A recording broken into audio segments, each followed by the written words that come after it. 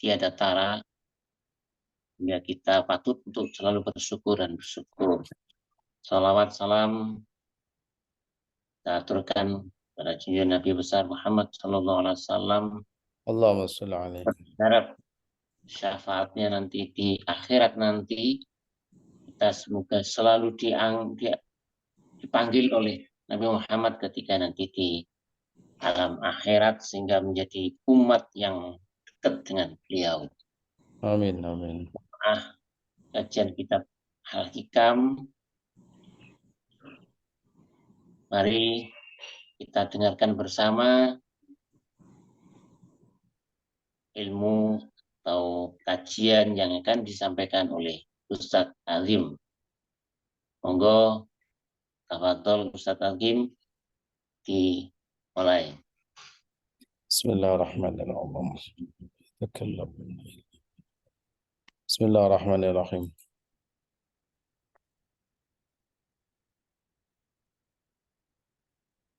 Assalamualaikum warahmatullahi wabarakatuh. Bismillahirrahmanirrahim. Alhamdulillahi rabbil alamin wassalatu wassalamu ala sayyidil anbiya wal mursalin sayyidina wa habibina Muhammadin wa ala alihi wa ashabihi wa azwajihi wa man tabi'ahu bi ihsani ila yaumiddin. Rabbi israh li sadri wa yassir li amri wahlul 'uqdatam min lisani yafqahu qawli. Raditu billahi rabba wa bil islami dina wa bi Muhammadin nabiyya wa rasula. Rabbi zidni ilma warzuqni fahma walhiqni bis salihin. Allahumma 'allimna bima 'allamtana innaka antal alimul hakim. Allahumma iftah lana futuhal arifin warzuqna fahman nabiyyin wa hifdzal mursalin. Allahumma salli ala sayyidina Muhammadin wa ala alihi wa sahbihi ajma'in. Allahumma salli ala sayyidina Muhammadin salatan tankashifu biha ma ghaba anni warzuqni biha al-ilma ladunni wal mashraba al-haniya wahab ya ghani wa ala alihi wa sahbihi wa sallim. Allahumma salli ala sayyidina Muhammadin al-fatih lima ughliq wal khatim lima sabaq nasiril haq bil haq wal hadi ila siratikal mustaqim wa ala alihi wa sahbihi haqqa qadrihi wa miqdarihi al-azim. Allahumma salli wa sallim wa barik ala sayyidina Muhammadin abdin kalat hilatuh wa rasulullah wa silatu antalaha ya ilahi wa likulli karbin azim wa farrij anna man bismillahirrahmanirrahim. Allahumma salli ala sayyidina Muhammadin salatan tadfa'u bi an ata'na wa ta'un wasair an wa ibala yaqun ya Allah ya man amar bainal kafi wan nun wa ala alihi wa sahbihi wasallim. Allahumma salli ala sayyidina Muhammad salatan tuwassi'u biha alaina al-arzaq wa tuhassinu biha lana al-akhlaq wa ala alihi wa sahbihi wasallim. Allahumma salli ala sayyidina Muhammadin salatan tunjina biha min jamil ahwali wal afat وتقضي لنا بها جميع الحاجات وتطهرنا بها من جميع السيئات وترفعنا بها عندك على الدرجات وتبلغنا بها أقصى الغايات من جميع الخيرات في الحياة وبعد الممات وعلى آله وصحبه وسلم. اللهم صل على سيدنا محمد صلاة تنكشف بها ما غاب عني warzuqni bihal man ladunni wal mashrabal haniya wahab ya ghani wa ala alihi wa sahbihi wasallim. Allahumma salli ala sayyidina Muhammadin wa ala alihi wa sahbihi salatan nanalu bisirra hifdzal Qur'an wal amala bihi warzuqna minhu ilman munira wa sallim tasliman katsira. Allahumma salli ala sayyidina Muhammadin sayyidil awwalin wal akhirin birahmatika ya arhamar rahimin, amma ba'd. Alhamdulillah, puji syukur kita kepada Allah Subhanahu wa taala atas segala nikmat dan karunia-Nya. Pagi hari ini kita masih diberikan sempat dan sehat bisa bermuajahah bertatap muka dalam keadaan sehat walafiat dalam rangka melanjutkan kajian kita dan mudah-mudahan kita bisa istiqomah. Amin ya rabbal alamin. Salawat beserta salam tetap tercurah kepada junjungan kita Nabi Muhammad sallallahu alaihi wasallam, panutan dan junjungan kita, mudah-mudahan kita semua kelak mendapat syafaat. Amin amin ya rabbal alamin. Para hadirin wal hadirat jamaah pengajian Al-Hikam yang dirahmati Allah Subhanahu wa taala dimanapun berada. Sebelum kita mulai, mari kita bersama-sama membaca surat Al-Fatihah untuk orang tua kita, nenek kita, kakek kita, guru-guru kita yang telah mendahului kita dalam keadaan iman dan Islam. Mudah-mudahan mereka senantiasa mendapatkan curahan rahmat dari Allah Subhanahu wa taala, mendapatkan maghfirah atau ampunan Allah Subhanahu wa taala, sehingga ditempatkan di tempat yang mulia di sisi Allah Subhanahu wa taala.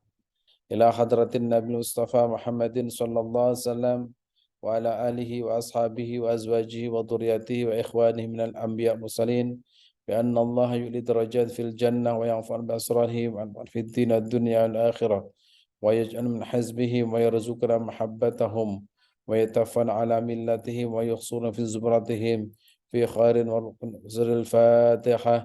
أعوذ بالله من الشيطان الرجيم بسم الله الرحمن الرحيم الحمد لله رب العالمين الرحمن الرحيم مالك يوم الدين إياك نعبد وإياك نستعين اهدنا الصراط المستقيم صراط الذين أنعمت عليهم غير المغضوب عليهم ولا الضالين رب اغفر لي ولوالدي وخصوصا لجميع الأولياء الأحياء بجوز صح القبور من السنة وشيخنا معلم ربنا. الفاتحة. أعوذ بالله من الشيطان الرجيم بسم الله الرحمن الرحيم الحمد لله رب العالمين الرحمن الرحيم مالك يوم الدين إياك نعبد وإياك نستعين اهدنا الصراط المستقيم صراط الذين أنعمت عليهم غير المغضوب عليهم ولا الضالين آمين. Al-Fatihah untuk anak-anak kita yang sedang menuntut ilmu, juga mungkin cucunya yang sedang menuntut ilmu baik di tingkat SD, SMP, SMA sampai perguruan tinggi atau yang di pondok pesantren. Mudah-mudahan Allah berikan kepada mereka cerdas intelektualnya, spiritualnya, mudah mendapatkan ilmu yang didapatkan barokah untuk dirinya, keluarganya, juga barokah untuk bangsanya, masyarakatnya, dan barokah untuk negerinya. Amin ya rabbal alamin. Al-Fatihah. أعوذ بالله من الشيطان الرجيم بسم الله الرحمن الرحيم الحمد لله رب العالمين الرحمن الرحيم مالك يوم الدين إياك نعبد وإياك نستعين اهدنا الصراط المستقيم صراط الذين أنعمت عليهم غير المغضوب عليهم ولا الضالين آمين. Dan Al-Fatihah yang berikutnya untuk kita yang hadir atau yang belum hadir, saudara kita, keluarga kita, kerabat kita, teman kita, orang-orang yang pernah berbuat baik kepada kita, bahkan orang-orang yang pernah menyakiti kita, mudah-mudahan mereka senantiasa mendapatkan kemuliaan dari Allah Subhanahu wa taala. Dan bagi yang sakit, mudah-mudahan Allah berikan kesembuhan, kesabaran, ridho dengan sakitnya. Bagi yang sedang menghadapi berbagai kesulitan ekonomi, Allah berikan jalan keluar. Jika rezekinya jauh, mudah-mudahan Allah dekatkan. Jika rezekinya sedikit, mudah-mudahan Allah banyakkan. Jika rezekinya itu di atas, Allah turunkan. Jika rezekinya itu di bawah bumi, Allah angkat. Dan jika rezekinya ada kotoran-kotoran, mudah-mudahan Allah bersihkan. Dan insya Allah yang hadir pada pagi hari ini Allah berikan sehat jasmani dan rohani. Allah berikan panjang umur, berkah keluarganya, berkah usianya, dan mudah-mudahan Allah berikan kesempatan untuk bisa menunaikan ibadah haji, berkunjung ke tanah suci, dan berziarah kepada orang yang kita cintai, baginda Rasulullah Sallallahu Alaihi Wasallam. Al-Fatihah. A'udzu billahi minasyaitonir rajim. بسم الله الرحمن الرحيم الحمد لله رب العالمين الرحمن الرحيم مالك يوم الدين إياك نعبد وإياك نستعين اهدنا الصراط المستقيم صراط الذين أنعمت عليهم غير المغضوب عليهم ولا الضالين رب اغفر لي ولوالدي وللمؤمنين آمين. Bismillahirrahmanirrahim. Allahumma salli wa sallim ala Sayyidina Muhammad wa ala ali Sayyidina Muhammad kama sallaita ala Sayyidina Ibrahim wa ala ali Sayyidina Ibrahim fil alamina innaka hamidun majid, amma ba'd. Qala al-muallif rahimallah wa nafa'ana bihi wa bi ulumihi fid dharaini amin ya rabbal alamin. Hikmah yang ke-23. Bapak Ibu yang dirahmati Allah Subhanahu wa taala, pada pertemuan sebelumnya kita membahas tentang kesempatan ya yang dimiliki manusia selama 24 jam. Pasti manusia itu pertama akan menghadapi hal-hal yang pasti, yaitu taat kepada Allah Subhanahu wa taala. Maka kita harus berpikir, maka kita harus menilai bahwa ketaatan itu adalah murni pemberian Allah Subhanahu wa taala, sehingga kita tidak bangga tatkala kita bisa beribadah kepada Allah Subhanahu wa taala. Yang kedua, manusia itu pasti menghadapi berbagai ujian. Kita yakin bahwa ujian itu dari Allah Subhanahu wa taala. Allah lah yang memberikan ujian dan Allah pula nanti yang akan menyelesaikan ujian tersebut. Maka wajib bagi kita bersabar dan menerima ujian tersebut. Kemudian berikutnya, pasti kita dalam hidup kita akan menghadapi namanya maksiat. Tidak satupun manusia kecuali pernah berbuat maksiat, baik itu maksiat zahir maupun batin.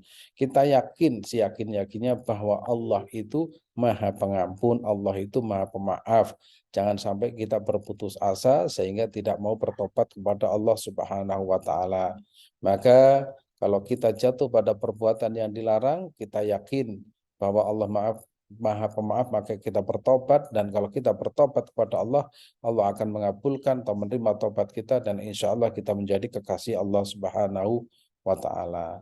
Dan kemudian yang berikutnya, kita pasti ya menghadapi ketaatan, pasti menghadapi ujian, pasti menghadapi kemaksiatan, dan berikutnya adalah pasti kita mendapatkan nikmat. Nah, nikmat baik itu nikmat yang bersifat zahir maupun batin, nikmat berkecukupan materi, nikmat sehat, nikmat sempat, dan sebagainya. Dan kalau kita mendapatkan beragam nikmat itu, kita harus yakin ya bahwa yang memberi itu adalah Allah Subhanahu wa taala, bukan bangga dengan prestasi kita. Kalau sudah seperti itu, maka kita akan menjadi orang yang berguna, orang yang manfaat, dan insya Allah akan mendapatkan ridha Allah Subhanahu wa taala karena menjadi hamba yang bersyukur. Nah, pada hari ini kita akan membahas hikmah yang ke-23, di mana hikmah ini ada dua bahasan penting. Pertama, ya, kita harus betul-betul mengerti bahwa kita itu oleh Allah diberikan kesempatan. Maka jangan sampai kita itu menunda kesempatan tersebut. Karena tatkala kita menunda kesempatan tersebut, maka kesempatan itu belum tentu datang kedua kalinya. Ketika kesempatan itu lewat, kadang penyesalan yang terjadi, dan penyesalan itu selalu datang di belakang karena memang orang itu biasanya sukanya menunda. Oleh karena itu pada kesempatan yang sangat mulia dan berbahagia ini kita akan membahas tentang muraqabah. Allah itu senantiasa melihat kita, maka sedikit atau sekecil apapun peluang yang kita miliki jangan kita sia-siakan. Maka di sini muraqabah yang terhalang. Jangan sampai menunda ini dan itu kemudian kita menyesal selamanya. Bismillahirrahmanirrahim. Qala al-muallifu rahimallah wa nafa'na bihi wa bi ulumihi fid dharaini amin ya rabbal alamin. La tataraqqab furughal aghyari fa in dalika yaqta'uka an wujudil muraqabati lahu fima huwa muqim. Nah, saya ulangi lagi. Nah. La tataraqqab, ya. La tataraqqab furughal aghyari fa inna dzalika yaqta'uka an wujudil muraqabati lahu fima huwa muqimuka. Fima huwa muqimuka fihi. Jangan menunggu waktu luang, karena hal itu akan menghilangkan perasaan diawasi oleh Tuhan di dalam situasi atau kondisi yang sedang dijalani. La tataraqqab furuqal aghyari fa inna dzalika yaqta'uka an wujudil muraqabati lahu fima huwa muqimuka fihi. Jangan sekali-kali menunggu waktu luang.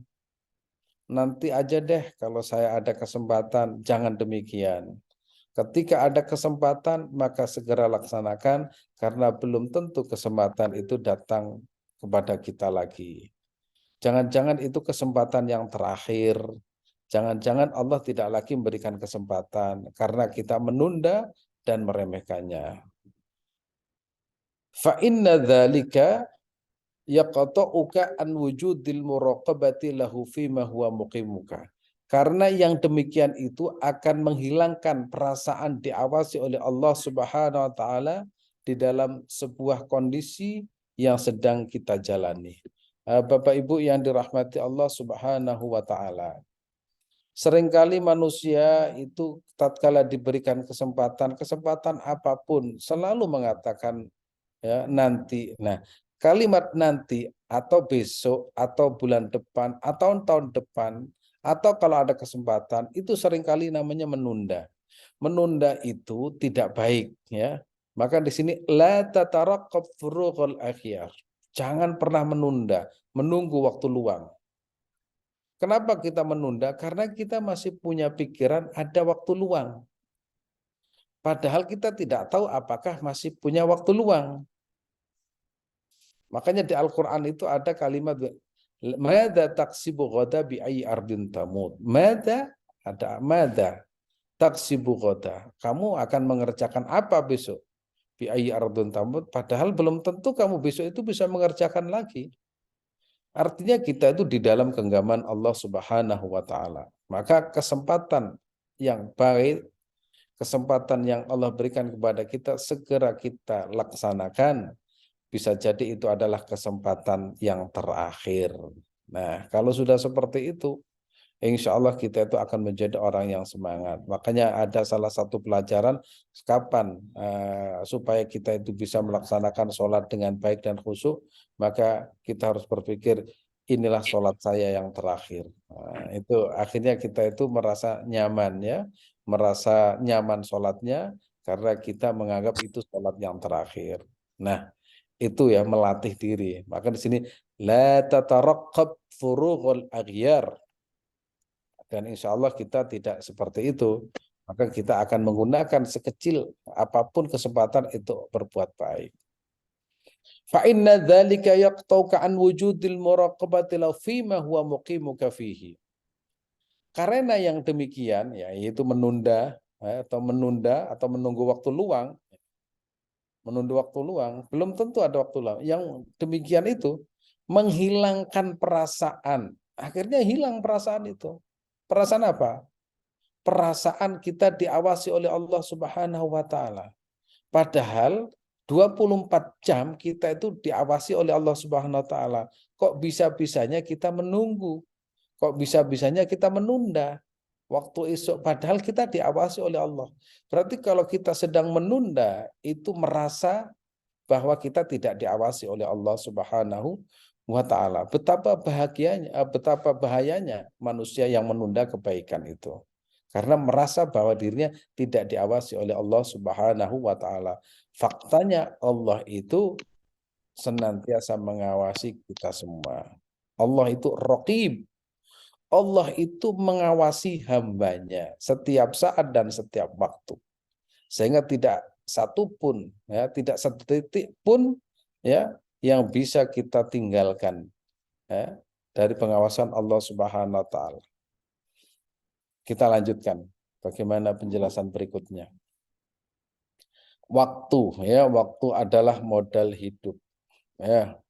Wal asri innal insana lafi khusr illa alladhina amanu wa 'amilus solihati wa tawasaw bil haqq wa tawasaw bis sabr. Wal asri, demi waktu, innal insana lafi khusr, sesungguhnya manusia sungguh dalam kerugian. Manusia itu rugi. Illalladzina amanu wa amilus solihat. Nah, kecuali orang yang beriman. Tidak cukup hanya beriman, ada implementasi dari iman itu apa? Wa amilus solihat. Berbuat amal soleh.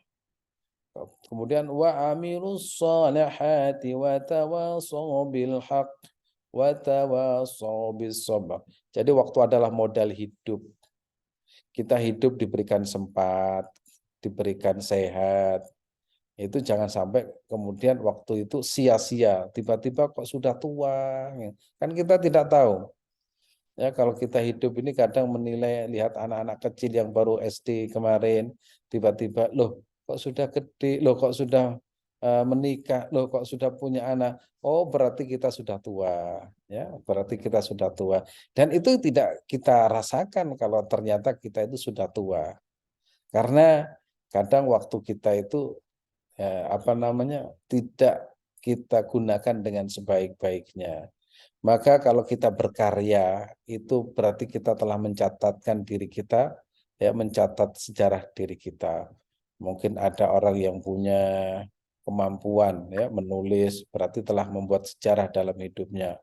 Punya kemampuan membuat bisnis, kemudian bisnis itu memberikan pengaruh yang positif, itu adalah membuat catatan sejarah. Membangun pondok pesantren, membangun masjid, mengajar, berbuat baik kepada teman, tetangga, kerabat, menyantuni anak yatim, berarti kita mencatatkan diri kita dalam sejarah. Di langit itu ada tulisan bahwa si A, si B pada jam ini, pada waktu ini ada catatannya. Nah, waktu adalah modal hidup kita. Setiap orang yang hidup pasti memiliki kuota waktu yang dibatasi. Ya pasti kita menggunakan pulsa itu ada waktunya. Pulsa yang kita miliki itu pasti waktunya habis kuotanya, misalkan kuota yang seminggu, kuota yang sebulan, mungkin ada juga yang unlimited ya, tapi kan biayanya tinggi. Nah, kalau kita ini enggak unlimited ya, kita gantian hidup ini, ya, hidup kita gantian. Ya, misalkan saya nanti digantikan anak saya digantikan, ya seperti itu, kita menggantikan orang tua kita, ya gantian, namanya kuota hidup ya, bukan kuota Telkomsel, ya, kuota hidup. Nah, ini setiap orang yang hidup pasti memiliki kuota waktu yang dibatasi dan ditentukan. Sudah jelas waktunya. Karena Allah telah memastikan durasi hambanya masing-masing. Manusia tidak akan bisa memajukan ya, waktu dan mengakhirkannya sesaat pun ketika sudah sampai pada waktunya. Sudah ada durasinya masing-masing. Dan kenapa durasi hidup manusia itu tidak kita ketahui? Bahaya kalau diketahui. Ya, mungkin kalau diketahui itu sedih. Misalkan Mas Thalib diketahui durasi hidupnya hanya 50 tahun. Itu kan bersedih. Jadi setiap hari itu menunggu dan menunggu kesedihan demi kesedihan muncul. Tapi kalau tidak tahu kan harus semangat. Semangat ibadah, semangat bekerja, semangat membangun keluarga, semangat itu terus semangat karena apa? Tidak tahu. Maka rahasianya orang tidak tahu durasi hidupnya, akhirnya dia itu bisa bersemangat. Itu kalau orang yang beriman. Tapi kalau orang tidak beriman, dia itu akan menggunakan waktunya semena-mena dan tiba-tiba sudah habis waktunya. Ya, sudah habis waktunya, tiba-tiba sudah giginya mulai habis satu persatu, rambutnya mulai satu persatu putih. Ya, teman-temannya tiba-tiba sudah tidak ada. Oh, temanku sudah tidak ada. Teman kuliah saya habis, teman SD saya habis, tiba-tiba tinggal sendiri. Ya, itu karena memang ya itu namanya durasi waktu yang tidak mungkin kita majukan, yang tidak mungkin kita undur. Itu sudah sesuai dengan ya kontrak kita dengan Allah Subhanahu wa taala. Nah, kalau sudah seperti itu, maka kita harus menggunakan waktu itu dengan sebaik-baiknya. Menunda kebaikan. Nah, dalam hidup kita, kemarin kita sudah sampaikan, pasti ada ketaatan, ada kenikmatan, juga ada ujian, juga ada kemaksiatan. Nah, 4 kondisi ini ya, kalau kita masalah ketaatan, kebaikan, jangan menunda. Oh, itu merupakan sebuah kerugian. Makanya wal asri, demi masa. Innal insana lafi, sungguh manusia itu dalam kerugian yang nyata. Illal ladzina amanu. Nah, ini kecuali orang-orang yang beriman, dan insya Allah kita tidak rugi karena kita orang yang beriman. Orang yang beriman itu berpikirnya itu positif, tidak menunda kebaikan. Menunda kebaikan merupakan sebuah kerugian yang nyata karena belum tentu kesempatan itu datang kedua kalinya. Yang belum tentu. Jadi kalau misalkan kita belum haji, ada kesempatan haji, ya sudah datang saja ke Mekah, daftar dulu. Karena menunda itu belum tentu. Ada kesempatan lagi. Bisa jadi tahun depan sakit. Nah, masih mendingan, belum tentu ya. Tahun depan itu sudah masih diberikan kuota waktu untuk kita. Nah, kalau ada kesempatan sudah laksanakan saja. Misalkan sholat tahajud, walaupun 2 rakaat kita kerjakan saja. Belum tentu besok bisa tahajud. Sudah sedekah, ya sudah sedekah saja. Bisa jadi nanti habis duit kita. Nah, itu namanya dilarang menunda. Ya, menunda kebaikan merupakan sebuah kerugian yang nyata karena belum tentu kesempatan itu datang kedua kalinya. Sampai Rasulullah SAW berkata, 2 kenikmatan yang sering dilupakan oleh kebanyakan manusia adalah sempat dan sehat. Nikmatani maghbunun. 2 nikmat yang sering terabaikan. Apa itu? As-sihhah wal faragh, sehat dan sempat. Nah, ini sering saya sampaikan itu lagunya Romero. Kalau sudah tiada baru terasa, kalau sudah tua baru merasa nikmatnya muda. Ya, kalau sudah sakit baru terasa nikmatnya sehat. Kalau sudah miskin baru terasa nikmatnya kaya. Tapi sudah berlalu itu. Pasti akan mengatakan, seandainya saya muda dulu, ya nggak mungkin sudah. Sehingga ada satu kalimat dalam bahasa Arab tuh, laitas sababa ya'udu yauman. Seandainya masa muda itu kembali lagi, itu sudah tidak mungkin. Harapan yang tidak mungkin terjadi, mengharapkan masa muda kembali lagi. Ya, seandainya saya muda, saya pasti sudah nggak akan mungkin kembali. Laitas sababa ya'udu yauman. Tapi kalau kita masih punya kesempatan, kesempatan ini sudah, misalkan bangun malam, itu sudah hanya 2 rakaat nggak apa-apa. Tapi dirasakan dengan segala tenaganya, dengan segala daya dan upaya. Terima kasih ya Allah, hari ini malam Jumat aku bisa sholat tahajud walaupun hanya 2 rakaat. Kemudian bersyukur kepada Allah Subhanahu wa taala, Kau telah berikan aku kesempatan ini. Nah, itu kesempatan yang digunakan akhirnya disandarkan kepada Allah Subhanahu wa taala, akhirnya berbahagia karena aku bisa seperti ini. atas pertolongan Allah Subhanahu wa taala. Ini berarti kita menggunakan kesempatan yang sangat kecil tapi kita merasakan luar biasa. Alhamdulillah hari Jumat saya bisa sedekah. Itu rasanya itu bahagianya luar biasa karena bisa menggunakan kesempatan ini. Ini kalau nggak saya sedekahkan mungkin bisa bisa dibelikan rokok dan lain sebagainya. Itu kalau pria ya, perokok itu gitu. Uangnya di dalam saku dikeluarkan, mau disedekahkan nggak jadi, ntar aja deh. Setelah menunggu ternyata butuh rokok, dibelikan rokok, akhirnya nggak jadi sedekah. Ya karena apa? Menunda. Pokoknya menunda itu tidak baik. Ya menunda tidak baik. Nah dalam hal kebaikan ya. Kalau menunda maksiat itu bagus ya. Mau bermaksiat besok aja, nah, siapa tahu besok nggak jadi maksiatnya.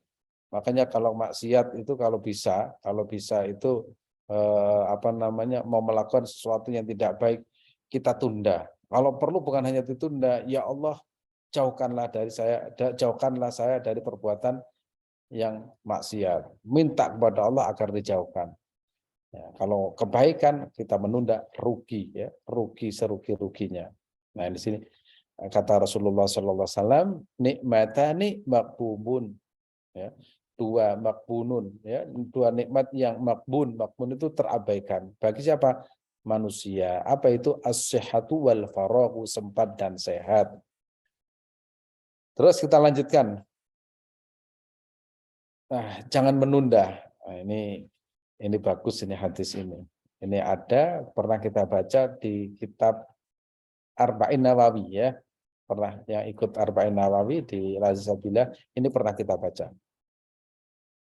Ani bin Umar radhiyallahu anhuma qala akhadha Rasulullah sallallahu alaihi wasallam bimankibayya faqala kun fid dunya ka'annaka gharib au 'abirus sabil. Katanya suatu saat Rasulullah sallallahu alaihi wasallam akhadha Rasulullah bimankibayya. Rasulullah itu memegang pundak saya. Ini Abdullah bin Umar itu pundaknya dipegang oleh Rasulullah sallallahu alaihi wasallam. Kalau kita itu misalkan begini. Nah, gitu, dipegang. Faqala, maka Rasulullah SAW berkata, kun fid dunya ka'annaka gharib au abirus kun, jadilah engkau wahai Ibnu Umar fid dunya, di dunia ini, ka'annaka, seolah-olah Anda gharibun, orang yang aneh, au abirus sabil, atau orang yang sedang mengembara. Ya, namanya mengembara ya berarti ya kalau bahasa Jawa numpang minum. Kalau sudah kita tahu di dunia itu numpang minum, berarti hanya sementara, sebentar. Makanya orang itu kadang tidak terasa, loh kok moro-moro aku wis tua, kok tiba-tiba saya sudah tua, karena memang tidak terasa hidup ini. Tapi kalau kita gunakan dengan sebaik-baiknya, itu pasti hidup kita itu penuh dengan makna. Karena setiap waktunya itu ada maknanya. Tidur saja niatnya ibadah, ya. Apalagi ibadah. Mau tidur, minta kepada Allah, ya Allah, mudah-mudahan tidur saya berkualitas, nanti bangun malam, akhirnya tidurnya ibadah. Sepanjang nafas yang keluar itu nilainya ibadah. Makan juga, ya Allah, aku makan, mudah-mudahan bisa memiliki tenaga untuk bisa bersujud kepada Engkau. Makan pun nilainya ibadah. Nah, makan ibadah. Kemudian berangkat kerja, ya Allah, saya berangkat kerja, mudah-mudahan kalau dapat rezeki saya bisa bersedekah. Nah, itu nilainya bekerja ibadah. Tidur ibadah, makan ibadah, apalagi yang jelas-jelas ibadah. Tapi bisa jadi ibadah yang kita kerjakan nilainya tidak ibadah karena kita tatkala beribadah itu isinya itu adalah riya dan kesombongan. Dan perlunya niat, innamal a'malu binniyat, agar supaya setiap langkah yang kita laksanakan, setiap jengkal yang kita lalui, setiap gerakan pikiran kita nilainya ibadah karena sudah punya sandaran ilmu. Wa kana Ibnu Umar radhiyallahu anhu yaqul. Kemudian Ibnu Umar radhiyallahu an berkata, "Idza amsayta fala tantadir as-sabah." Tatkala Anda masuk waktu sore, jangan menunggu waktu pagi. Wa idza asbahta fala tantadir al-masa. Ketika Anda memasuki waktu subuh, maka jangan sekali-kali Anda menunda waktu sore. Wa khud bin sihhatika limaradika. wa min hayatika limautika, dan ambillah ya dan gunakanlah kesehatanmu untuk persiapan saat sakitmu dan kehidupanmu untuk kematianmu. Pernah saya sampaikan dalam pengajian-pengajian sebelumnya. Jadi kalau orang yang sehat walafiat, semangat beribadah, orang kaya semangat bersedekah, kemudian orang yang punya ilmu semangat mengajar, ya, masih sehat semangat bekerja, pokoknya semuanya semangat. Suatu saat dia itu sakit. Orang kan pasti sakit, nggak ada orang yang sehat selamanya, nggak ada. Suatu saat sakit. Ya, ketika dia sakit, nah, dia itu kan munajat kepada Allah Subhanahu wa taala, ya Allah, seandainya kau berikan sehat, pasti aku akan melakukan hal yang semestinya aku lakukan ketika saya masih hidup, masih sehat. Maka selama dia itu sakit, Allah catat sebagai kebaikan, karena Allah tahu, Allah Maha tahu kalau dia itu sehat pasti akan melakukan apa yang pernah dilakukan. Ya, misalkan orang biasa sholat tahajud, sakit, dia nggak bisa tahajud, dia tetap akan mendapat pahala tahajud. Karena dalam dirinya, walaupun sakit, niatnya itu selalu tahajud. Orang yang sedekah, walaupun dia itu bangkrut, dia tetap akan dinilai sebagai orang yang sedekah. Karena Allah tahu kalau dia itu punya, pasti kegiatannya sedekah. Selama dia itu dalam kebangkrutan, tetap Allah berikan pahala. Karena hatinya selalu berkeinginan untuk bersedekah. Orang yang senantiasa mengajarkan ilmu, kalaupun dia sakit, pahalanya tetap mengalir. Karena Allah tahu kalau dia itu sehat, dia tetap mengajar. Nah, itu yang namanya ya Allah Subhanahu wa taala Maha tahu kegiatan hambanya, niat hambanya. Tetapi sebaliknya, tidak pernah sholat, tidak pernah puasa, tidak pernah sedekah, ya. Kemudian karena kaya nggak pernah sedekah, kemudian jatuh miskin, jatuh melarat. Kemudian setelah itu bilang, ya Allah, kalau saya nanti kaya, saya akan rajin sedekah. Nah, malaikatnya bilangnya pret. Nah, paling kamu kalau kaya ya balik lagi seperti dulu. Nah, kan Allah kan tahu. Itu janji palsu, jambu, janji busuk. Sama. Ya Allah, kalau saya sehat, saya rajin tahajud, pret. Apa kalau sehat paling ya kelayapan lagi. Maka beruntunglah ketika orang yang masih sehat digunakan kesehatannya untuk hal yang baik.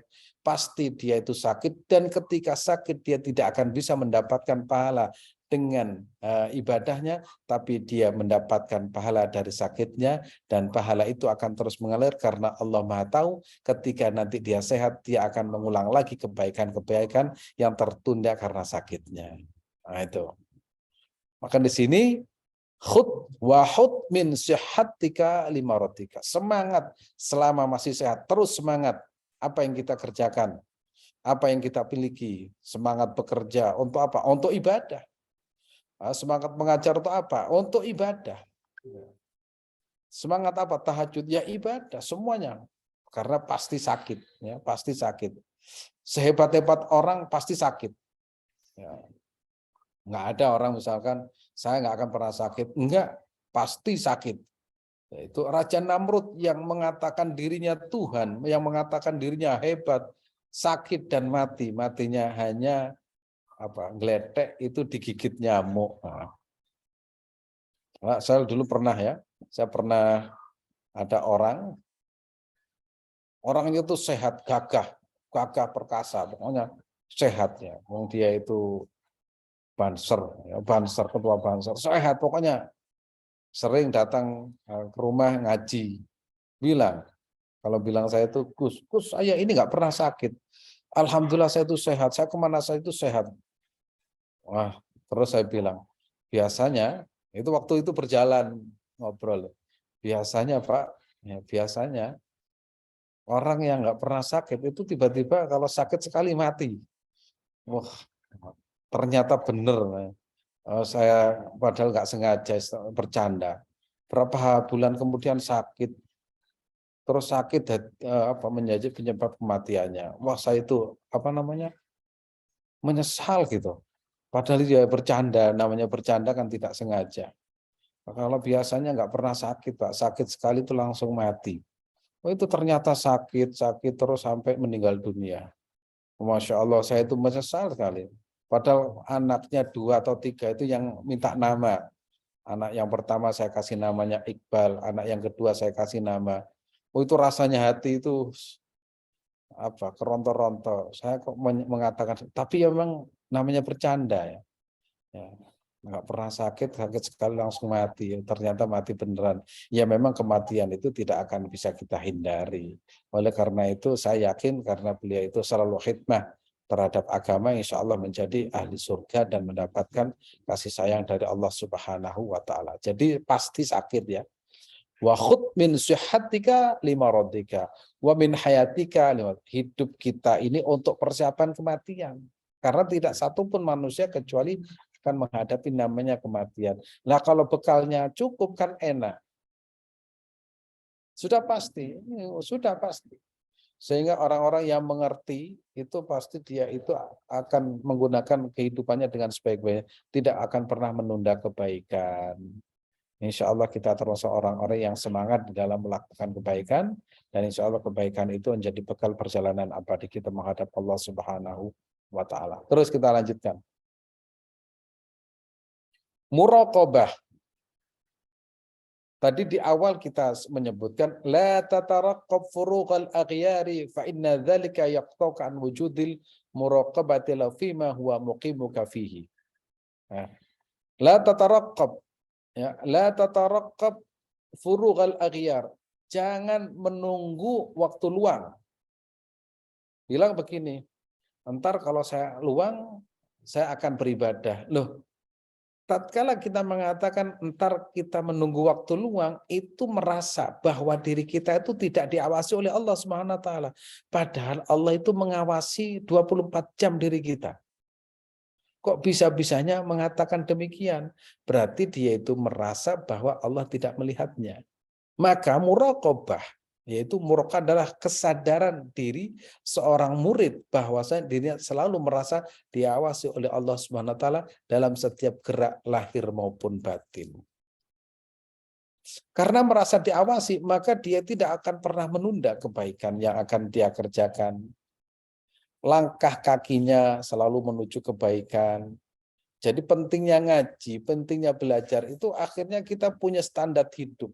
Ya, kita punya panduan hidup. Ketika misalkan mau makan, kita yakin makanan itu dari Allah. Akhirnya ketika kita makan itu, makanan itu dari Allah Subhanahu wa Ta'ala dan niatnya itu akhirnya untuk ibadah. Berarti nilai makanan itu nikmatnya luar biasa.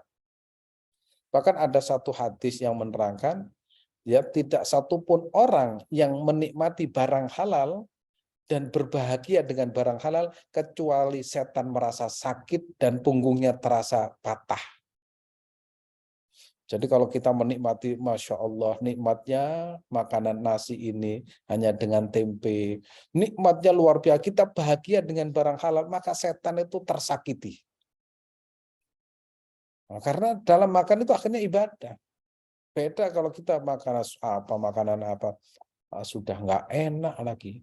Itu berarti setan berhasil. Nah, dia itu mengecam makanan. Apalagi tidak bersyukur. Wah, itu tambah bahagia setan. Tapi kalau kita menikmati makanan, Masya Allah, terima kasih Allah dapat makanan yang halal. Tidur pun itu nikmat yang luar biasa. Nikmat, bisa tidur nyenyak, bisa bangun. Alhamdulillahilladzi ahyana ba'da ma amatana wa ilaihin nusyur. Karena apa? Dalam tidur nilai ibadah. Karena kita yakin, ya, dalam tidur itu apa? Kita senantiasa mengingat Allah Subhanahu wa Ta'ala. Jadi kita diawasi gerak-gerik kita, pikiran kita, langkah kita, hati kita, dan yang mengawasi adalah Allah Subhanahu wa Ta'ala. Maka kita harus punya kesadaran diri bahwa Allah senantiasa mengawasi diri kita 24 jam setiap saat dan setiap waktu, dimanapun kita berada, baik itu lahir maupun batin. Jadi ada sebuah kesadaran diri bahwa Allah itu senantiasa mengawasi kita. Kita lanjutkan. Muraqabah adalah belum Balik lagi. Muraqabah adalah sebuah kondisi bahwasanya Allah selalu hadir dalam setiap saat dan setiap waktu, sehingga seorang murid tidak pernah menunda kesempatan yang dimilikinya untuk taat, ya, dan meninggalkan keburukan karena merasa malu kepada Allah Subhanahu wa taala. Kita lanjutkan. Allah Maha mengawasi. Innallaha kana 'alaikum raqiba. Sesungguhnya Allah itu selalu menjaga, mengawasi kalian. Bagaimana kita bisa berbuat tidak baik wong Allah melihat kita? Bagaimana kita bisa menunda kebaikan? Ternyata Allah mengawasi kita. Kana 'alaikum raqiba. Terus kita lanjutkan. Merasa Allah selalu mengawasi. Ini timbul kesadaran. Ini kan ini hadisnya kan panjang di Arba'in Nawawi itu Rasulullah Shallallahu Alaihi Wasallam ditanya Jibril alaihissalam, ya Muhammad akhbirni anil iman. Iman itu apa wahai Muhammad? Iman itu antuk mina billahi wa malaikatihi wa kutubi wa rasulihi wa bil yaumil akhir wa bil qadari khairihi wa syarrihi minallahi ta'ala. Kemudian tanya lagi apa itu al-Islam? Apa itu Islam? Akhbirni anil Islam. Islam itu apa? Anta syahadu an la ilaha illallah anna Muhammadar Rasulullah. Bersaksi bahwa tidak ada Tuhan selain Allah, melaksanakan sholat, puasa, dan zakat serta haji. Man istata'a ila sabila. Terus apa jawaban itu? Betul kamu wahai Muhammad. Kemudian yang ketiga, akhbirni anil ihsan anta budallaha ka'annaka tarahu fa illam takun tahu fa illam takun fa innahu yarak. Ihsan adalah anta budallaha, ketika Anda beribadah kepada Allah seolah-olah Anda menyaksikan Allah. Jika kalian tidak bisa, fa illam takun tarahu, jika engkau tidak bisa menyaksikan Allah, melihat Allah, fa innallaha yarak. Fa illam takun fa innallahu yarak. Ini apa namanya, kebalik apa namanya ini, anta budallaha ka'annaka tara fa illam takun tara fa innahu yara, anta budallaha ka'annaka tara fa illam takun tara fa innahu yara. Ini ya, hendaknya engkau menyembah kepada Allah seolah-olah engkau melihatnya, dan jika engkau tidak dapat melihatnya maka sesungguhnya dia melihat engkau. Ini hadis ini panjang ya, hadis ini panjang, dan insya Allah kita senantiasa memiliki kesadaran bahwa Allah itu senantiasa melihat kita, melihat lahir dan batin kita, maka jangan pernah menunda kebaikan, karena menunda kebaikan itu sama dengan meniadakan bahwa Allah itu melihat kita. Kalau kita memiliki niat yang baik segera dikerjakan, pasti Allah akan mencatat, Allah itu tahu, dan insya Allah kita akan menjadi orang-orang yang senantiasa merasa bahwa sepanjang hidup kita diawasi oleh Allah Subhanahu wa taala. Amin ya rabbal alamin. Kita kembalikan kepada Mas Thalib.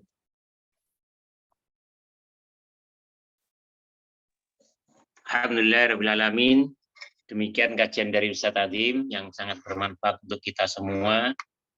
Kita harus selalu belajar dan terus belajar untuk bahwa kita setiap detik, setiap langkah kita selalu diawasi Allah SWT.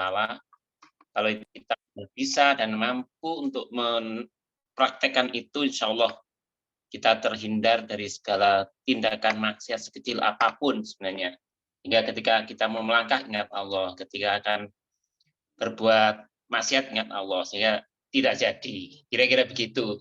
Bapak Ibu, para jamaah yang dirahmati Allah SWT, kembali mungkin saya menginformasikan lagi, mohon doa restu bahwa pada Selasa malam pekan depan, tanggal 23, insya Allah itu, di Pondok Pesantren Nurul Hikam yang diasuh oleh Ustaz Adim, akan dimulai kajian kitab hadis atau hadis Sahih Bukhari, sekaligus peresmian pondok pesantren. Jadi nanti Bapak Ibu akan, insya Allah kami kirim link karena nanti kajiannya secara hybrid, ada yang offline, ada yang online. Jadi ada jamaah yang hadir di pondok pesantren. Bapak Ibu, ini ada jamaah dari kajian kita, Ibu Riza Azmi menanyakan, Ustaz, bahwa bagaimana sih sikap kita atau doa, atau kita bolehkah, maksud saya, bolehkah kita berdoa ingin meninggal di Mekah atau Madinah? Ini pertanyaan begitu kalimatnya. Bolehkah kita mohon kepada Allah agar bisa meninggal di Mekah dan Madinah?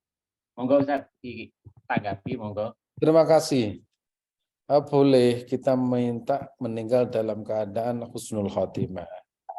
Ya, Allahumma inna nas'aluka husnul khotimah. Ya Allah, kita minta kepada Allah agar meninggal bi husnil khotimah, dalam keadaan husnul khotimah. Meninggal di mana saja nggak apa-apa.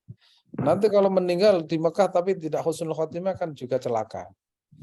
Ya, yang penting husnul khotimah, entah di Amerika, di Inggris, dimanapun, dalam keadaan apapun, yang penting husnul khotimah itu. Dan kita memang diajarkan oleh Rasulullah SAW. Nah, salah satu hadis yang pernah saya baca, sodakoh itu tamna'u mitatasu. Orang yang istiqomah sodakoh itu mencegah dari meninggal su'ul khotimah. Itu kata Rasulullah SAW. Tamna'u mitatasu. Orang yang rajin sedekah, itu insya Allah dicegah atau terhindar dari mati dalam keadaan su'ul khotimah. Nah, ada orang yang ingin mati di Mekah, itu setiap tahun haji, tapi dulu, itu katanya haji sudah 24 kali. Tiba-tiba sakit di rumahnya, terus meninggalnya ya di Indonesia, di Malang ya. Saya diceritani oleh orang tua itu, ada orang itu tetangga itu setiap tahun, dia punya cita-cita mati di Mekah. Ya, punya cita-cita setiap tahun berangkat haji, tapi delalah kersane Gusti Allah, ya sakit di Malang, meninggal di Malang, dan dikuburkan di Malang. Ada yang tidak minta, itu meninggal di Madinah. Itu waktu saya umroh tahun 2018 sampai 19, itu bareng bareng sama saya, orang tua saya, ibu-ibu, satu kamar dengan ibu saya. Terus pas di Madinah Al-Munawwarah ikut rame-rame ke Raudhah Asy-Syarifah.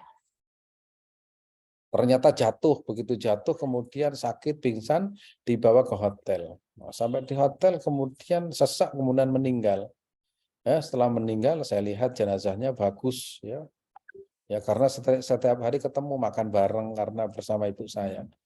Terus saya tanyakan kepada yang bersangkutan, yang anaknya, ternyata kegiatannya apa? Sedekah menyantuni anak yatim.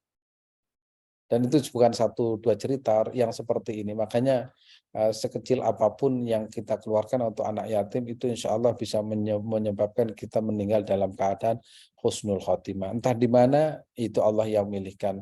Bisa-bisa di Mekah atau Madinah, itu adalah pilihan Allah Subhanahu wa Ta'ala. Kalau kita minta juga nggak apa-apa, ya. Kita minta kepada Allah. Yang penting itu husnul khotimah di mana saja, kapan saja, ya. Insya Allah. Syukur-syukur kalau di Mekah, di Madinah memang bagus, ya. Karena tempat tersebut tidak akan didatangi oleh namanya Dajjal. Nanti pertama kali yang dibangkitkan yaitu penduduk Mekah dan Madinah kelak di hari kiamat. Demikian. Baik, Ustaz. Boleh nanya, Ustaz? Ya, silakan. Langsung, Ibu. Ya, Ustaz, kan kalau sedekah tadi Ustaz mengucapkan untuk anak yatim. Kalau kaum duafa, Ustaz, sekarang kan pandemi ini kan banyak sekali efeknya yang orang tidak bisa tidak punya membantu orang yang tidak punya gitu loh, Ustaz. Apakah Ramadan ini kan kita jujur aja, walau kita tinggal di Jakarta, sama saja Ustadz, mereka kesulitan dalam materinya gitu. Apakah kita boleh membantu orang yang kesulitan tersebut, tapi tidak pada yatim? Terima kasih. Sama. Jadi bersedekah Silakan itu, Ustaz. jadi Halo. sedekah itu secara umum bisa menyebabkan atau menjadi wasilah orang meninggal dalam keadaan husnul khotimah, tidak harus kepada anak yatim. Maka dalam hal ini yang terpenting itu kepada orang yang sangat membutuhkan, ya, kepada orang yang sangat membutuhkan. Karena orientasi atau tujuan ibadah itu kepada orang yang sangat membutuhkan. Kalau anak yatim ternyata mampu, berarti yang pertama kali kan orang yang membutuhkan, karena sesungguhnya sedekah itu untuk menyelamatkan orang dari perkara yang dilarang. Misalkan ada orang miskin, nanti ini potensinya akan mencuri, potensinya itu melakukan barang yang tidak dihalalkan oleh Allah Subhanahu wa taala. Kalau kita sedekah berarti menyelamatkan itu. Makanya sekali lagi sedekah itu untuk orang-orang yang sangat-sangat membutuhkan. Itu kan pernah saya sampaikan dalam buku saya yang saya tulis tentang haji itu. Di Mekah, ya, di Mekah itu ada orang, ya, bukan di Mekah, ada orang mau menunaikan ibadah haji, duitnya sudah dikumpulkan, jumlahnya banyak, ya, ini ngumpulkannya itu bertahun-tahun, ya, bertahun-tahun. Setelah dikumpulkan itu tukang sepatu, setelah dikumpulkan bertahun-tahun mau berangkat haji, tetangganya itu ternyata melarat, ya, melarat, miskin, ya, di bawah standar, nggak bisa makan. Akhirnya suami istri ini, istrinya hamil, melarat, hamil lagi, hamil, kemudian atau membawa masakan yang enak sekali, enak sekali, ya, kemudian datang di tempat itu. Nah, ibu masak apa? Ini masak daging. Masak daging. Daging apa ini? Ya, ini orang yang datang masak daging. Saya minta, istri saya itu sedang ngidam. Oh jangan Bu, ini tidak pantas. Oh jangan Pak, ini tidak pantas. Tapi istri saya pingin. Jangan. Loh kenapa? Ini adalah daging yang haram. Ini bangkai yang saya masak. Jadi tidak layak untuk Bapak. Tapi istri saya jangan. Kemudian, itu langsung karena mendengar itu, orang yang mau berangkat haji itu langsung duitnya diberikan kepada orang tersebut, tidak jadi naik haji. Karena apa? Ini kalau melihat tetangga saya nanti sampai makan perkara yang dilarang, saya berdosa. Akhirnya duitnya diberikan kepada orang tersebut. Nggak apa-apa, nggak haji, yang penting tetangga saya tidak makan barang haram. Lantas, di Mekah kan sedang proses haji. Ya, ada seorang yang bermimpi di antara jumlah jamaah haji yang sekian banyak, itu adalah ada salah satu orang yang ada di daerah tertentu, dia itu tidak menunaikan ibadah haji tapi sudah dicatat sebagai jamaah haji dan mabrur, hajinya diterima. Siapa itu? Dicari alamatnya, ini dicari, ternyata itu yaitu orang yang mensedekahkan hartanya menyelamatkan tetangganya dari makanan-makanan yang diharamkan oleh Allah Subhanahu wa taala. Jadi intinya itu kan menyelamatkan orang, ya. Nah, kalau anak yatim ternyata sudah mampu, yaitu prioritas yang kedua, tapi di daerah Jakarta dimanapun saja itu, makanya sedekah itu paling bagus. Cuma sedekah itu potensinya cuma riya gitu aja. Makanya kalau kita bersedekah, kita bisa memanage diri, insya Allah itu pahalanya luar biasa. Cuma sedekah itu potensinya itu riya, itu yang pertama. Yang kedua, potensinya itu mengeksploitasi orang melarat. Cuma itu saja. Sebab kalau kita sedekah, itu biasanya sedekah yang menjadi konten, itu fakir miskin dikumpulkan, difoto, di video, setelah itu kemudian disebarluaskan, nah itu yang bahayanya seperti itu. Tapi kita insya Allah enggak, karena kita sudah panduan agama sudah ada. Kalau kita bersedekah dengan tangan kanan, seolah-olah tangan kiri, dan itu insya Allah yang disebut oleh Rasulullah SAW dalam sebuah hadis. Qala Rasulullah SAW, as-sadaqatu tamna'u mitatasu. Sesungguhnya sedekah itu bisa mencegah, ya, mencegah manusia dari mati dalam keadaan buruk atau su'ul khotimah. Demikian. Habis ini hadisnya saya kirimkan. Ustadz, sekali lagi Ustadz. Ya, silakan. Tadi dia bilang kalau kita memberikan gitu ya Ustadz, karena kan saya dalam organisasi Ustadz. saya itu mengumpulkan dana dari ibu-ibu semuanya. Sudah itu satu kegiatan bagi kita dalam organisasi ini, kita memberikan di dalam bentuk sembako, itu kita harus memfoto, mendokumentasikan gitu loh. Bagaimana menurut Ustadz? Kalau tadi Ustadz kan takut ember bocor ya Ustadz ya, pahalanya tidak ada. Nah itu bagaimana Ustadz? Karena tuntutan organisasi kita kan harus membuat seperti IG-nya di grup kita, grup ibu-ibu ini. Itu tuntutan ya Ustadz. Jadi bukannya ingin ria, tapi bagaimana Ustadz menurut Ustadz? Apa kita nggak usah aja ya Ustadz ya? Ya itu memang harus, kalau seperti itu namanya masuk kategori itu administrasi. Dalam Al-Quran itu juga ada tuntunan untuk beradministrasi. Idza tadayantum bidain ila ajalin musamma faktubuh. Untuk transparansi, dan itu dilakukan oleh lembaga. Kalau nggak seperti itu kan bahaya. Saya di Sabilillah seperti itu.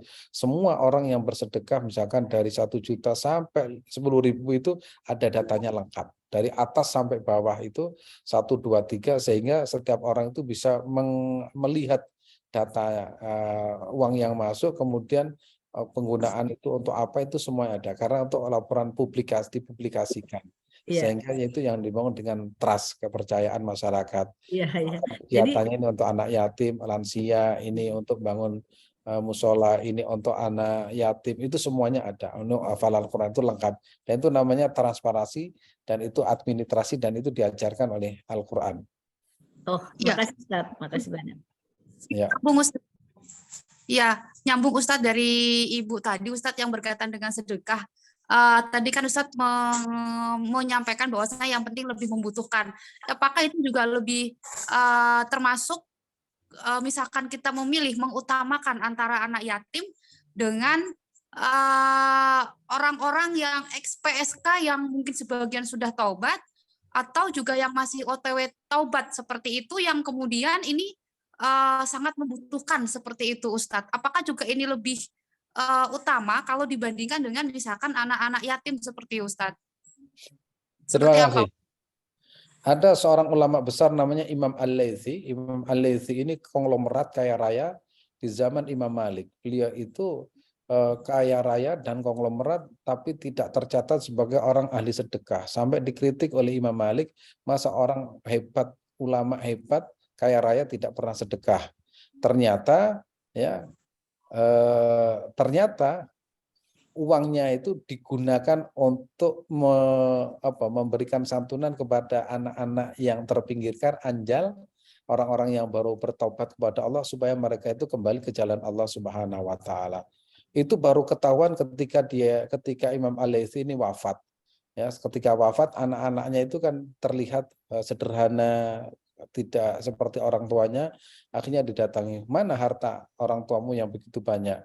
Terus anaknya cerita, ketahuilah, memang orang tua saya itu konglomerat, tapi ketahuilah uang ayah saya digunakan untuk mengentaskan kemiskinan, dan khususnya orang-orang yang sedang berjalan menuju jalan Allah Subhanahu wa taala. Nah, itu akhirnya Imam Malik itu kan nangis, kok ada orang seperti itu, padahal ketika hidupnya itu dicaci maki. Karena apa? Dianggap tidak pernah sedekah. Ternyata duitnya itu digunakan untuk berjuang agar orang-orang yang dulunya bergelimang dosa, berzina, mencuri, berjudi, kembali kepada Allah Subhanahu wa taala. Nah, yang seperti ini kira-kira ya seperti Imam Al-Laythi ini. Nah, tapi tetap tidak dieksploitasi untuk kepentingan dirinya. Kalau sekarang kan beda. Sedekah dikumpulkan banyak orang miskin, orang yang baru hijrah dikumpulkan, dikasih 50 ribuan, kemudian dibuat video, akhirnya hasilnya lebih banyak untuk kekayaan dirinya sendiri. Itu yang mungkin dikecam dalam berbagai forum, dan juga dikecam oleh beberapa literatur yang kita baca. Nah, insya Allah yang penting pertama niat, yang kedua orang yang kita beri itu adalah orang yang berhak, dan insya Allah akan dicatat oleh Allah Subhanahu wa taala sebagai amal ibadah. Dan hadis Nabi Muhammad SAW punya as-shadaqatu tamna'u mitatasu. Sedekah itu bisa mencegah mati dalam keburukan, artinya mencegah mati dalam keadaan su'ul khatimah. Sekecil apapun, Rp1.000 tiap hari itu bagus. Pokoknya kita harus punya kegiatan itu. Mudah-mudahan bermanfaat. Baik, Ustaz. Sebenarnya masih ada beberapa pertanyaan, Ustaz. Mungkin diringkas saja pertanyaannya, nanti sekaligus doa, Ustaz. Jadi pertama pertanyaannya, bagaimana cara agar kita selalu merasa diawasi oleh Allah SWT? Itu pertama. Kedua, apakah ketika kita takziah, ini pertanyaan yang di chat, itu kita lebih baik mana membacakan surat Tabarok atau Al-Mulk atau baca Yasin? Kemudian apakah lebih baik mana ketika kita mensedekahkan orang tua yang sudah meninggal untuk pondok pesantren atau untuk masjid atau yang lain? Itu pertanyaan beberapa di chat. Mungkin bisa dijawab bersamaan sekaligus di doa penutup, Ustaz. Monggo. Terima kasih. Kalau kita takziah, ya kita punya kemampuan baca doa atau ya kita doakan saja. Yang penting doa yang paling pendek ya, Allahumma ighfir lahu warhamhu wa'afihu wa'fu wa kaffir sayyi'atahu waj'al jannata ma waj'al qabrahu rawdatan min radhil jinan. Itu kita doakan itu saja. Yang paling gampang ya. Kemudian kalau di rumah punya kesempatan kita baca apa saja dihadiahkan kepada orang-orang yang telah wafat. Itu menurut para ulama itu boleh, dan ada juga yang tidak membolehkan, namanya pendapat ya, ada yang boleh ada yang bolehkan. Kalau saya termasuk orang yang setuju dengan mengirimkan doa. Nah, soalnya kalau dikirimi duit nggak nyampe ya, lebih baik dikirimi doa ya. Kalau dikirimi duit nggak nyampe, kalau doa insya Allah nyampe. Minimal doa itu akan kembali kepada kita. Kemudian yang ketiga apa tadi? Apa yang ketiga tadi, Mas Talib? Nanti Mas Talib. Surat ada tadi surat Al-Mulk, surat Yasin ya. Ya, surat Al-Mulk, surat Yasin. Surat Al-Mulk dan surat Yasin itu ketiga-tiganya boleh ya. Kalau surat Yasin itu hatinya Quran ya. Kalau surat Al-Mulk itu kalau kita baca istiqomah insya Allah selamat dari siksa kubur. Ya, itu tafsirnya tentang masalah surat Al-Mulk itu banyak ya. Ada orang mau disiksa ini di dunia itu penuh maksiat. Oh ternyata begitu mau disiksa, ya, Al-Qur'annya itu keluar dari dadanya. Kamu kalau nyiksa jenazah ini, ya saya termasuk menjelang puasa orang ya. Kalau kamu mau menyiksa ini, ya saya ada dalam hatinya. Berarti kamu menyiksa kalamullah, yaitu surat Al-Mulk. Akhirnya malaikat gak berani. Maka untung yang sudah hafal. Ya, untunglah yang sudah hafal. Nah, jadi insya Allah sekali lagi sekali lagi mudah-mudahan kita diberikan kesempatan bisa hafal surat Al-Mulk ya. Atau kalau tidak hafal ya kita baca setiap hari, setiap saat, insya Allah akan selamat dari siksa kubur. Jadi sedekah juga untuk orang tua kita ya, untuk orang tua kita boleh ya. Orang tua kita itu yang berhak atas diri kita, maka segala sesuatu ya terkait dengan orang tua kita utamakan. Orang tua belum haji kita hajikan, orang tua kita, pokoknya orang tua itu kalau bisa itu jangan sampai sengsara lah. Apalagi utang-utang ke tetangga, anaknya kaya raya, itu kan sengsara itu. Nah, maka untuk kebutuhan seperti itu kalau bisa kita itu nomor satu untuk membantu orang tua kita. Bukan membantu, itu kewajiban. Kalau membantu rasanya gimana itu? Kewajiban kita. Kalau perlu seperti Wais Al-Qarni, apapun kebutuhan orang tuanya dia nomor satu. Tidak pernah berpikir nanti saya yang bertanggung jawab atas orang tua saya. Nah, mudah-mudahan bermanfaat ya. Mudah-mudahan Allah berikan panjang umur untuk kita semua. Amin ya rabbal alamin.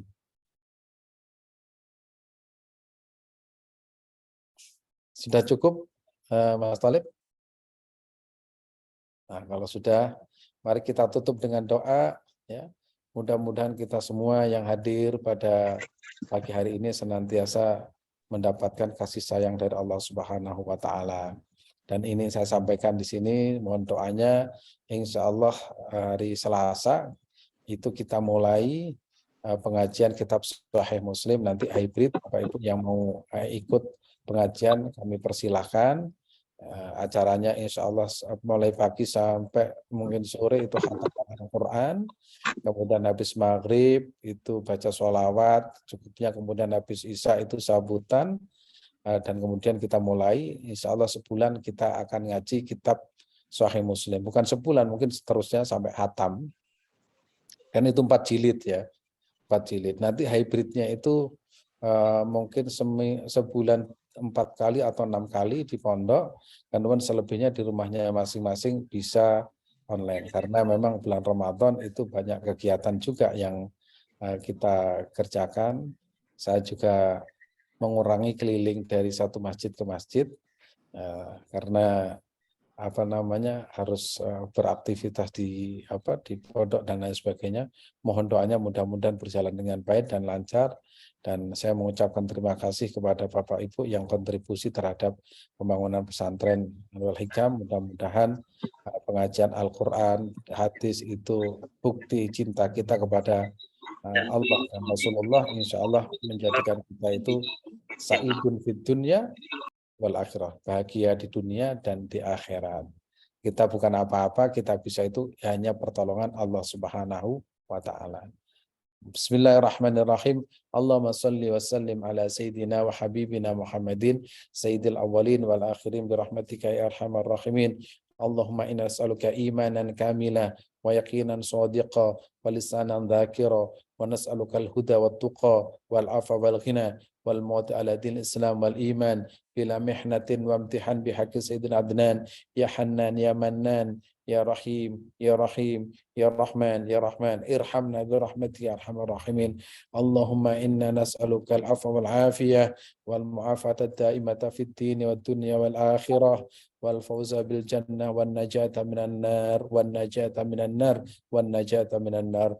Allahumma shalli ala sayyidina Muhammadin al-Fatih lima ughliq wal khatim lima sabaq nasrul haq bil haq wal hadi ila siratikal mustaqim wa ala alihi wa sahbihi haqqa qadrihi wa miqdar azim.